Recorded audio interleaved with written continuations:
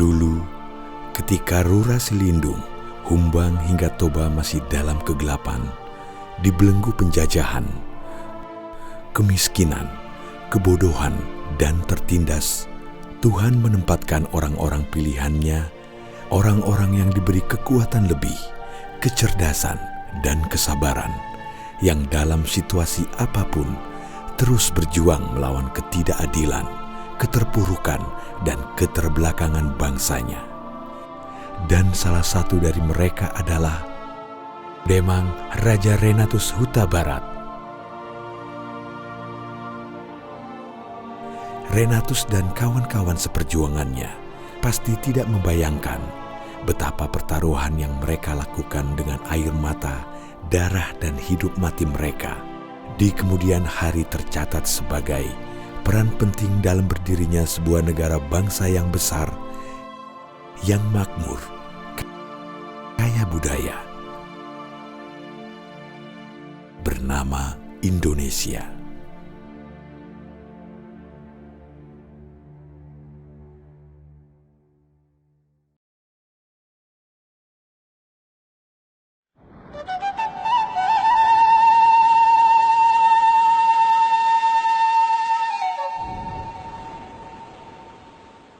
Renatus adalah cucu dari Opu Pagar Huta Barat, Raja Ihutan di Huta Barat. Ketika Opu Pagar meninggal, Opu Nihaba, ayah kandung Renatus, menggantikannya menjadi Raja Ihutan. Sebagai Raja Ihutan, Opu Nihaba sangat terkenal dan ditakuti di Selindung hingga di Toba. Opu Nihaba dan istrinya, Boruh Pasaribu, memperoleh anak-anak, yakni Togar, Dopang, Marihot Manail, Atas, Hermina, dan Alexander. Ketika Opu Nihaba menerima Kristen, ia dibaptis dengan nama Nikolaus, istrinya dengan nama Rosina, dan Marihot Manail dengan nama Renatus.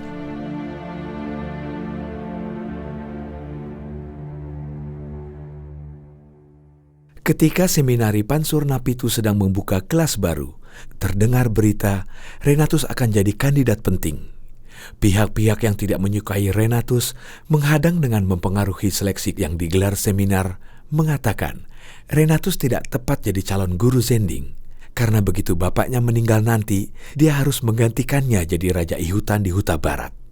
Opu Nihaba, ayah Renatus, mengadukan masalah itu langsung ke Opu Inomensen, dan Renatus akhirnya diterima lulus 2 tahun sesudahnya dengan sangat bagus. Selepas pendidikan di Pansur Napitu, Opu Nihaba mencarikan jodoh dari keluarga sesama raja, dan Hulda Boru Tobing, putri Raja Pontas Lumban Tobing dari Pea Rajala yang dinikahi Renatus.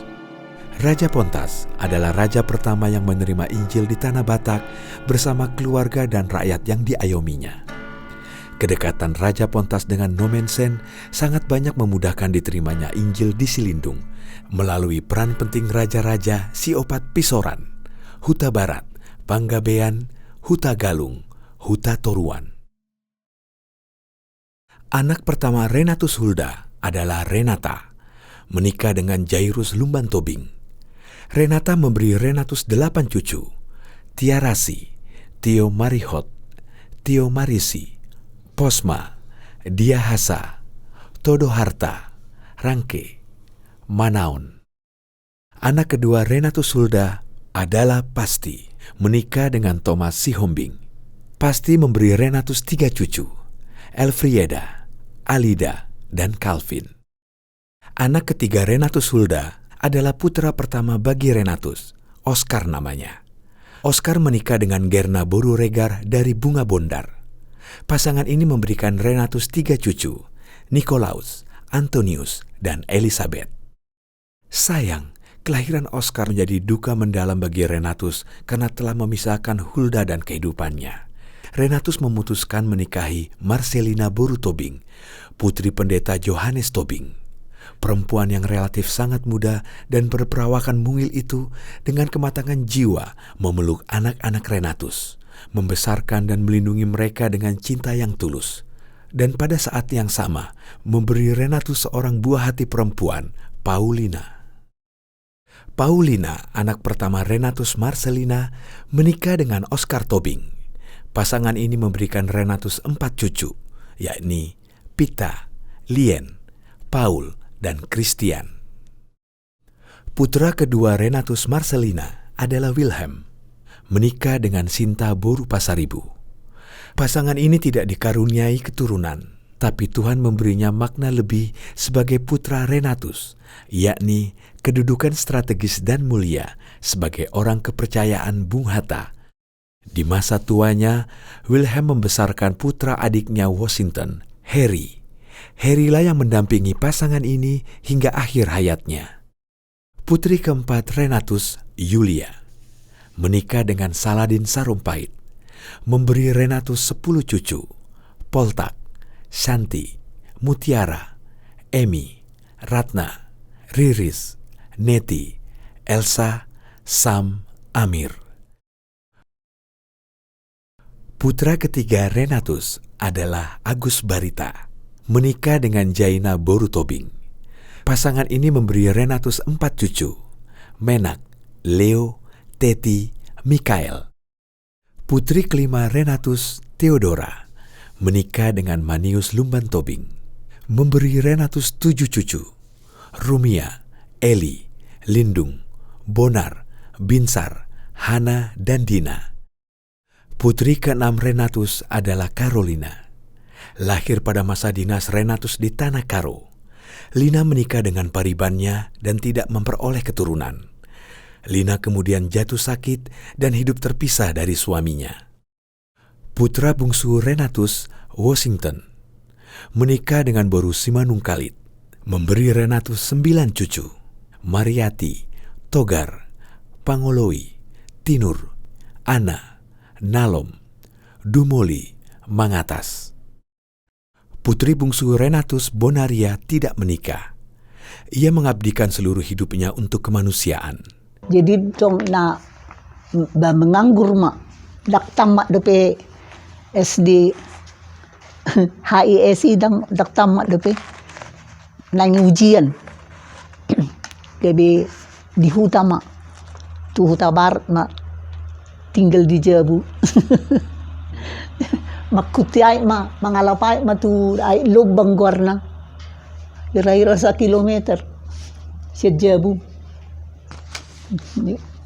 ni huti may berobuti ujung nasahat holan sautik nama ay ngamarusean itu ada tadahamu do situ orang akang ni suster gultom do dialapkan sangam tinggal di Huta Barat di pavilion ni pidamam se dapat toruan jadi kira tu huta basa nang marsikola ito ninna maro nga 3 tahun ni rai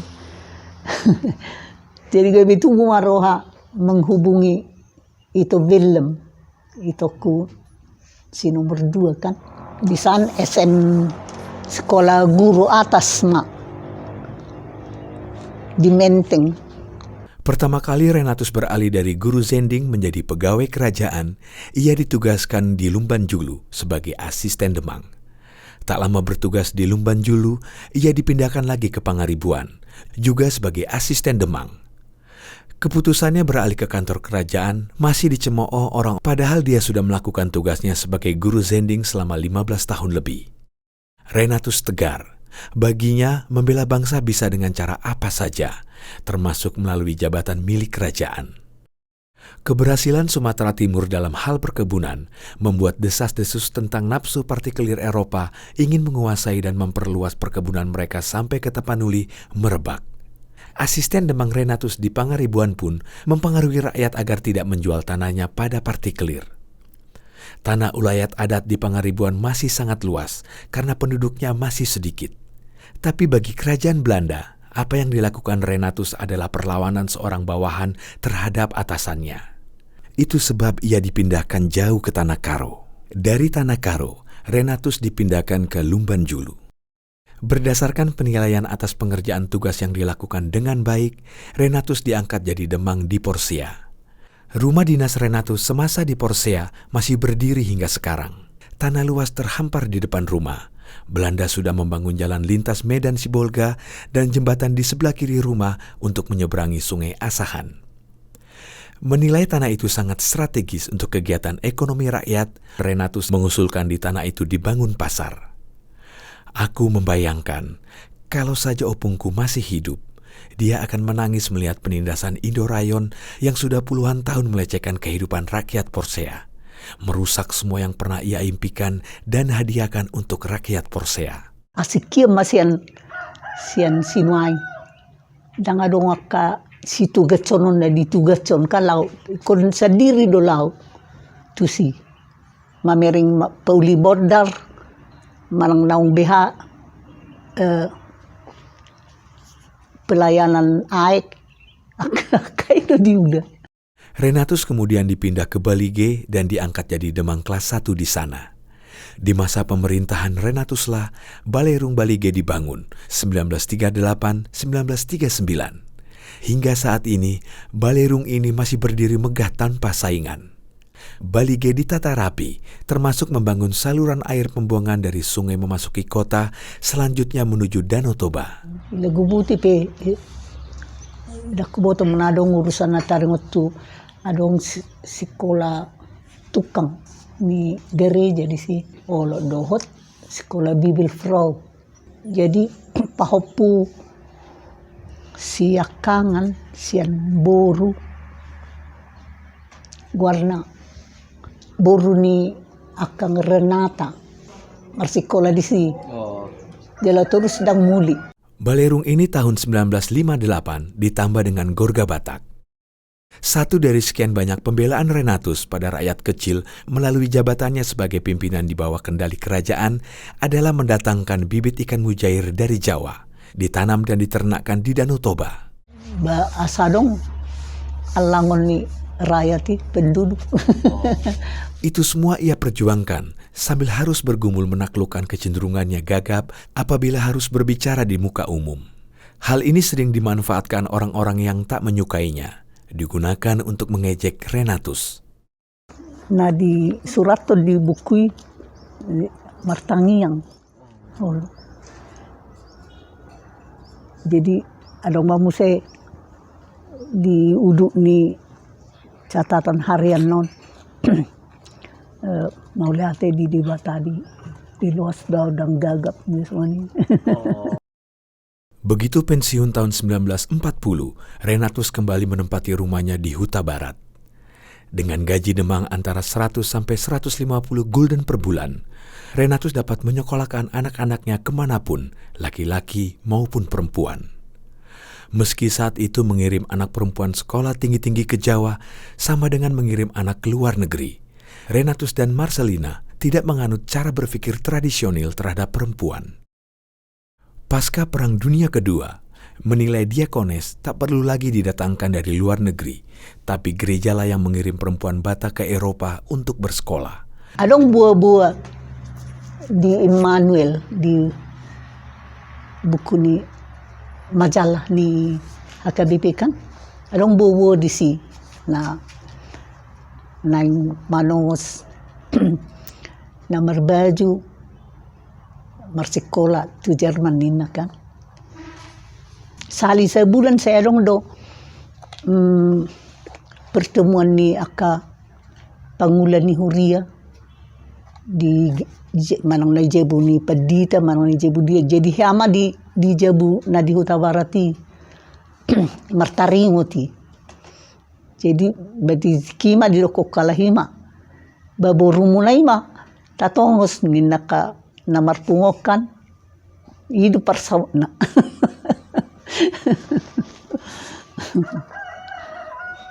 Maka HKBP membentuk panitia pengiriman pertama 3 perempuan ke Jerman.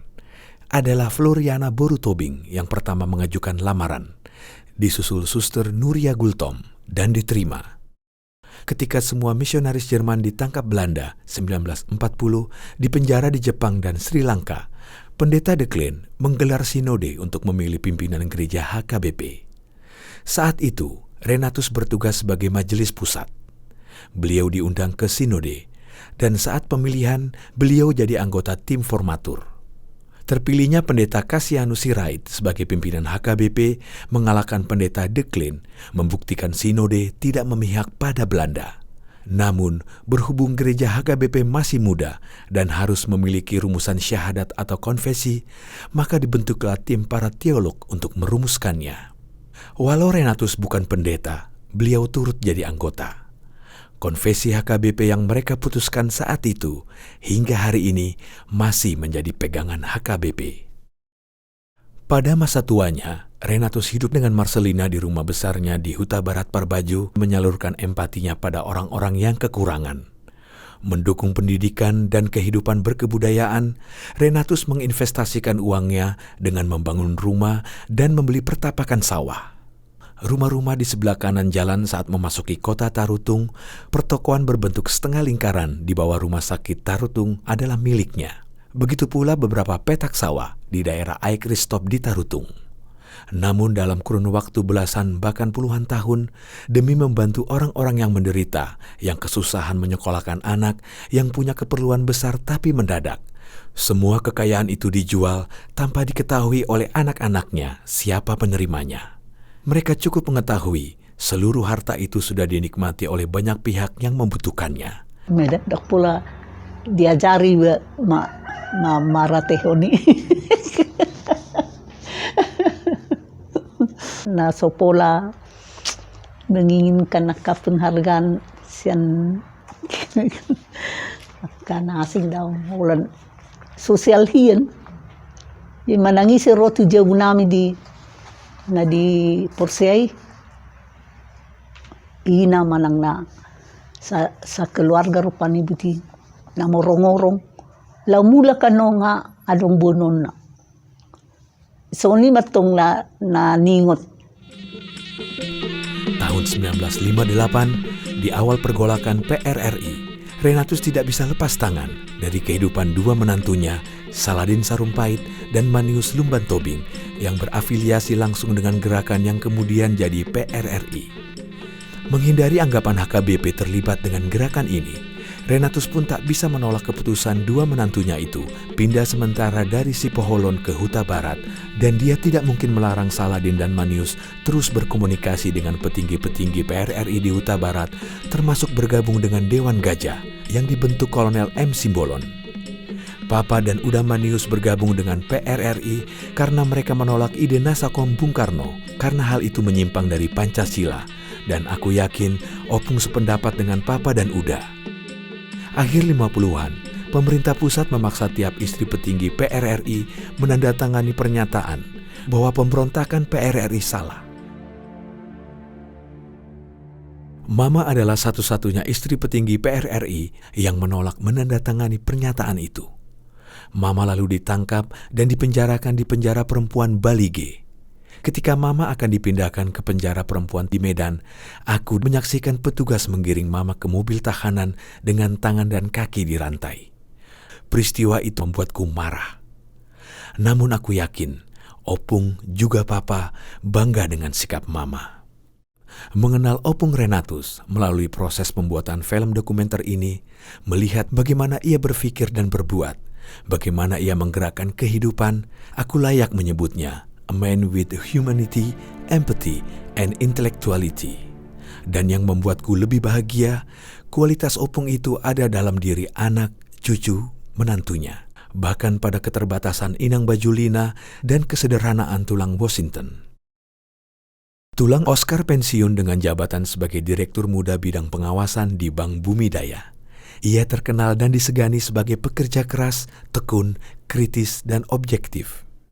Sudah sejak lama posisi dan sebutan sekretaris pribadi Bung Hatta jadi pertanyaan mengganjal di kepalaku.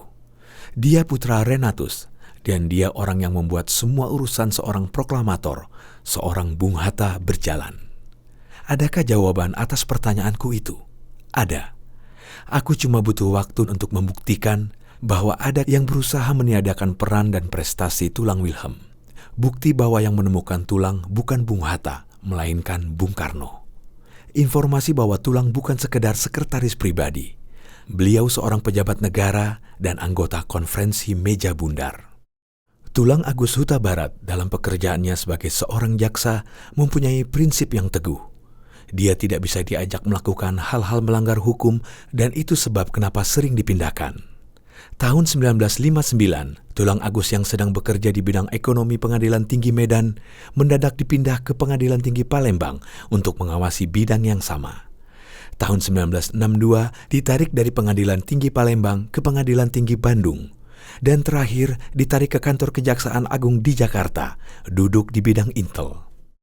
Ito Siburian adalah salah satu dari sedikit sekali hakim di negeri ini yang memahami dan menghormati kedudukannya sebagai hakim.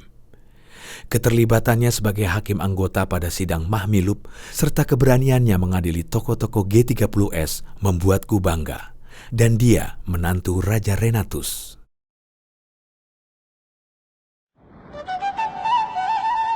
Semua orang punya sifat baik dan buruk.